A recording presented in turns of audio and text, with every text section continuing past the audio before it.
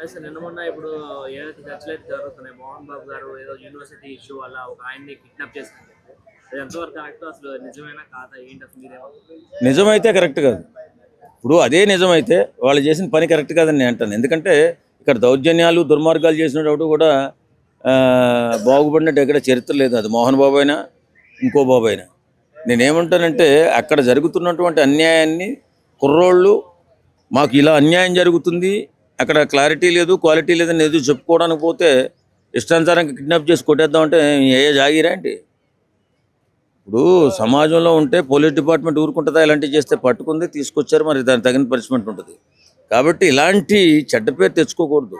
విద్యా సంస్థలు కూడా చెడ్డ పేరు తెచ్చుకుంటే ఇంకా దాని గురించి మనం ఏం మాట్లాడగలుగుతాం? విద్యా సంస్థల్లోనే సంస్కారం నేర్పబడుతుంది, విద్యా సంస్థలోనే క్రమశిక్షణ నేర్పబడుతుంది. అలాంటి విద్యా సంస్థల్లోనే మరి కిడ్నాపులు మానభంగాలు ఇలాంటివి జరిగితే మరి సమాధానం మోహన్ బాబు చెప్పాలా? ఏదేమైనా ఇలాంటి కుసంస్కారమైన పనులు చేసి విద్యా వ్యవస్థను భ్రష్టు పట్టించే కార్యక్రమం చేయకూడదు. మోహన్ బాబు గారు దీనిపైన కొంచెం అందరికీ వివరణ కూడా ఇవ్వాలి. ఎందుకంటే మోహన్ బాబే చేపిస్తున్నాడు, మోహన్ బాబుకి ఇంకా తలపొగరు తగ్గలేదని అందరూ మా వాళ్ళు అంటుంటే నేను కూడా సినిమా వాడిని కాబట్టి బాధపడుతున్నాను. ఎందుకంటే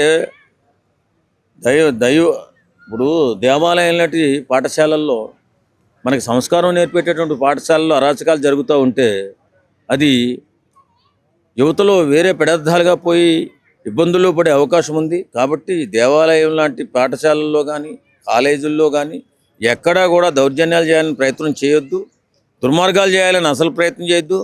వాటినన్నా మంచిగా నడుపుకుంటే బాగుంటుంది. ఇష్టానుసారంగా ఏదోదో నోటుకొచ్చినట్టు మాట్లాడుకుంటూ సమాజాన్ని విచ్ఛిన్నం చేసుకుంటూ ముందుకు వెళుతున్నటువంటి పద్ధతి కాదు ఇది. కాబట్టి జాగ్రత్తగా విద్యాలయాల గౌరవాన్ని కాపాడవలసిన బాధ్యత విద్యా సంస్థల యజమానులకి, అలాగే ఇప్పుడు జరిగినటువంటి ఇష్యూ మీద మోహన్ బాబు గారికి కూడా తెలియపరుస్తున్నాం. ఖచ్చితంగా విద్యా సంస్థలు అనేది సంస్కారానికి మానవత్వానికి పెట్టిన పేరు కాబట్టి విద్యా సంస్థలు ఇలాంటి కిడ్నాప్లు గట్రా జరగకుండా ఉంటే బాగుంటుందని కోరుకుంటున్నాం. మోహన్ బాబు గారి యూనివర్సిటీలో కొంతమంది స్టూడెంట్స్ ని కిడ్నాప్ చేసినట్టుగా, కిడ్నాప్ చేసిన స్టూడెంట్ అంటే ఎవరైతే ఉన్నారో కిడ్నాప్ పాలైన స్టూడెంట్స్ ఎవరైతే ఉన్నారో వాళ్ళు కూడా ఇప్పుడు ఏం చెప్తున్నారంటే మోహన్ బాబు గారే ఇట్లా చేపించిర్రు, కొన్ని వెనక కూడా బ్యాక్ బోన్ జరుగుతూ ఉన్నాయి అని చెప్పేసి కూడా వాళ్ళు కొన్ని నిజాలు కూడా బయట పెట్టడం జరుగుతూ ఉంది. ఏంది ఇది నిజమే అంటారా? నిజమే అంటేనండి, యాక్చువల్గా ఎంబీయు మోహన్ బాబు యూనివర్సిటీ యాక్చువల్గా ఇండియాలోనే ఫేమస్ అయిన యూనివర్సిటీ. అలా చేశారు వాళ్ళ విద్యా సంస్థలన్నీ డెవలప్ చేయటం, విద్యానికేతన సంస్థ ద్వారా దాన్ని అంతా మళ్ళీ అప్పర్ గ్రేడ్ చేసుకుని యూనివర్సిటీ రూపంలో ఎస్టాబ్లిష్ చేసి ఎంబీయూ యూనివర్సిటీ కింద ఇంటర్నేషనల్ స్కూల్స్ కింద వాళ్ళు ఎస్టాబ్లిష్ చేసుకున్నారు. అయితే ఏంటంటే అదే సమయంలో చాలా అవకతవకలు విషయంలో వాళ్ళు బయటపడ్డారు. వాళ్ళు యాక్చువల్గా 2019 నుంచి కూడా, అంటే వైసీపీ ప్రభుత్వం ఉన్న ఆ సమయం నుంచి కూడా వాళ్ళు కొన్ని అవకతవకలు, అంటే విపరీతమైన ఫీజులు పెంచేసి విద్యార్థుల దగ్గర బలవంతంగా వసూలు చేయటం అనేది చాలామంది కంప్లైంట్ చేశారు. చాలామంది ఏంటంటే నోళ్ళు నొక్కేశారు వీళ్ళు రానివ్వకుండా. అలాగా చెప్పిన వాళ్ళే అంటే వీళ్ళే అంటే ఈ అరెస్ట్ అయ్యి బయటకు వచ్చి కేసులు పెట్టిన వాళ్ళు కాకుండా చాలామంది ఉన్నారమ్మా. ఆ విషయాలు అయితే బాధితులు అయితే చాలామంది ఉన్నారు. ఆ బాధితులు ఏంటంటే చాలామంది చెప్పినా సరే కొంతమందిని కొంతకాలం అలా మాట్లాడిన తర్వాత వాళ్ళని సైలెంట్ చేసేసి వాళ్ళ తల్లిదండ్రులు కూడా ఎంతోమంది పిల్లల తల్లిదండ్రులు కూడా ఆ యూనివర్సిటీ దగ్గరికి వచ్చి గొడవలు చేయటం మనం చూసాం, ఎన్నో వీడియోలు చూసాం. అంటే దారుణమైన అంటే అలాగే అంటే ఇండియాలో ఎంత ఫేమస్ అయిన యూనివర్సిటీయో అలాగే అదే ఇండియాలో ఎటువంటి అంటే ఈ యూనివర్సిటీ కాకుండా వేరే ఏ యూనివర్సిటీ కూడా ఇటువంటి అపవాదు రాలేదు. అంటే దారుణమైన ఫీజులు వసూలు చేస్తున్నారు, చాలా అంటే రెక్లెస్గా ఉంటారు, రౌడీయిజం చేసినట్టు ఉంటుంది అన్న అపవాదులు అయితే వేరే ఏ యూనివర్సిటీలు కూడా అంత బ్యాడ్ నేమ్ రాలే. కానీ ఏంటంటే ఏళ్ళ యూనివర్సిటీకి బ్యాడ్ నేమ్ తెచ్చుకున్నారు. ఏంటంటే ఆయన సహజంగా ఎలాగుంటుందంటే మోహన్ బాబు గారి యాటిట్యూడ్ కొంచెం రెక్లెస్గా ఉంటుంది, చాలా అంటే రౌడీజంగానే ఉంటుంది వాళ్ళది. అలా ముందుకెళ్ళి వాళ్ళని ఏదో అంటే మన మీదకి వచ్చిన వాళ్ళని ఏదన్నా అణచివేయటం ఇలా ఈ టైప్లో మనం చాలా చూసాం. అలా చాలా చూసి కొంతకాలానికి సైలెంట్ అయిపోవటం, వాళ్ళకి ఏదైనా కాంపెన్సేట్ చేసి మరి వాళ్ళని సైలెంట్ చేస్తారో లేకపోతే మామూలుగానే వాళ్ళని ఏదైనా బెదిరించి సైలెంట్ చేస్తారో తెలియదు. కానీ ఓవరాల్గా అయితే అటువంటి అపవాదులు అయితే చాలా ఉన్నాయమ్మా. ఇంకా విధంగా చెప్పాలంటే ఈ పిల్లల్ని మళ్ళీ అరెస్ట్ చేయించడం, మళ్ళీ వాళ్ళు బయటకు వచ్చి గొంతు మాట్లాడేదాకంటే వీళ్ళు ఇటువంటి వాళ్ళు చెప్తేనే కానీ ఏదైనా యూనివర్సిటీలో తప్పులు జరుగుతున్నాయని మనకు తెలియదు. అలాగే ఎవరన్నా సరే ఏ యూనివర్సిటీలోనైనా సరే లేదా ఏదైనా విద్యాలయంలోనైనా సరే విద్యార్థులు కొంచెం ధైర్యంగా ముందుకొచ్చి ఇటువంటి తప్పులనే ఉన్న ఎత్తి చూపగలిగితే కనుక ప్రతి యూనివర్సిటీ బాగానే ఉంటుంది, ప్రతి స్కూల్ కూడా బాగానే ఉంటుంది. ఆ విధంగా ముఖ్యంగా ఈ యూనివర్సిటీలో వీళ్ళు అరెస్ట్ కాబడినా లేదా దెబ్బలు తిన్నా కానీ ఏదైనా సరే అలాగ ముందుకొచ్చి వాళ్ళ తప్పుల్ని ఎత్తి చూపిన ఈ ముగ్గురిని అయితే నేను అభినందిస్తున్నాను ముఖ్యంగా. ఎందుకంటే అటువంటి వాళ్ళు లేకపోతే విద్యా సంస్థలు ఇంకా దారుణంగా వ్యవహరిస్తాయి. ఇప్పటికే చాలా స్కూల్లో మనం చూస్తున్నాం. ఏది సపోజ్ 30 రూపాయలు తీసుకునే దానికి 1,50,000 అంటారు. వాళ్ళు కొంతమంది పిల్లల తల్లిదండ్రులు కూడా అది ప్రెస్టేజ్ కింద ఫీల్ అయిపోతాం. మా పిల్లడికి ఎంతో తెలుసా 3 లక్షలు అనేదో ఆ 3 లక్షలు దొబ్బెట్టుకోవటం వాళ్ళు ఎంతో గొప్పగా చెప్పుకుంటున్నారు అనమాట. వీడికి తీరా చూస్తే మామూలు వేలల్లోనే ఉద్యోగం. అదేంటంటే అంతంత అవ్వదండి, ఏ స్కూల్కైనా సరే అంతంత అవ్వదు. గవర్నమెంట్ రెగ్యులేటరీ ప్రకారం వాళ్ళని ముందుకు తీసుకెళ్ళి ఎందుకు ఇలాగ అవుతుందని గట్టిగా అడిగితే కొంతమంది పక్క తీసుకెళ్ళి తగ్గించిన వాళ్ళు ఉంటారు. అంటే కొంచెం మా పెద్ద లెక్చరర్లు అండి చాలా హైక్ ఇచ్చి తెచ్చుకున్నాం ఈ రకరకాలుగా చెప్పేవాళ్ళు ఉంటారు. ఏదేమైనా సరే అంతంత ఫీజులు వసూలు చేయటం అయితే దారుణం. పోనీ వాళ్ళేదో అడిగారు కదని వాళ్ళు మళ్ళీ నిర్బంధించి లేకపోతే రకరకాలుగా హింసించడం అనేది అయితే చాలా దారుణం.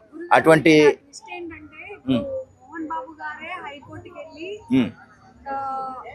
కేసు పెట్టడం జరుగుతుంది. ఎవరైతే ఎస్ఎఫ్ఐ ని అరెస్ట్ అదే కిడ్నాప్ చేసిండ్రు అని అవునమ్మా, అవును టాక్ వచ్చిందో అవును యాక్చువల్ గా ఎస్ఎఫ్ఐ వాళ్ళే మోహన్ బాబు యూనివర్సిటీ కాల్ చేసి యాజమాన్యం పైన కొంచెం విరుచుగా ర్యాష్ గా మాట్లాడటం జరిగింది. ఇక్కడ డ్యామేజ్ స్క్రూటినీ కొంచెం చేసుకోవాలి ఆయన.